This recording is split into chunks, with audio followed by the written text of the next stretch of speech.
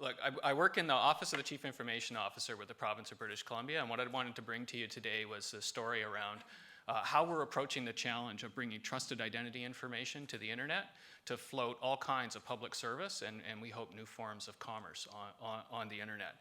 So as a government, we're making this commitment really to modernize the way we go about doing business. The second point here is this notion of making interactions with public service easier, simpler, faster, more convenient, right? The idea that if we do something that saves time for the citizen, then there's a benefit. And the only reasonable way to do that is with a move, a drive towards the idea of online self-service. Have you ever been in an interaction, standing at a counter, talking to someone, going through the dialogue, and have you ever felt that frustration to say to them, look, get out of the way and just let me hit the keyboard, right? Right? I mean, you've done your homework. You know what the drill is. You know what's going on. You've researched, so that's what brought you into the office in the first place. And now they're sitting there, and it's quite clear to you. They don't really quite know what's going on, but you can almost, in your head, you know what's on that screen, and you know what needs to be typed in on there. And you just say, give me the keyboard. Let me get it done. Right? So what we're talking about, what we're advocating, is let's get the real services online.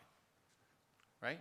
Brochures and all this other type of stuff, fine, been there, done that. But that's really not why public services exist. Public services exist to do very important, vital functions for society. Healthcare, education, justice administration, these types of things. And anything, there's a direct correlation. The extent to which something is vitally important is correlated with the fact that it will not be online. So there's a big chicken and egg contest around trusted identity on the internet. And the way it works is, you could have a really cool idea for a very valuable service that you want to bring online, but you can't bring it online because there's no way to reliably identify your clients.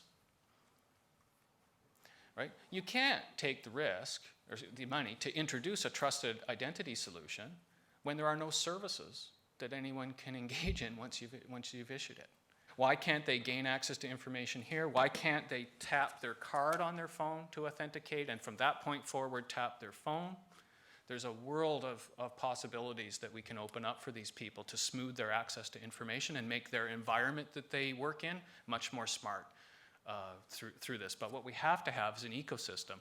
What we really need are people thinking about the cool applications, creating the demand for the trusted claims that I'm talking about. That's what I brought to share with you today.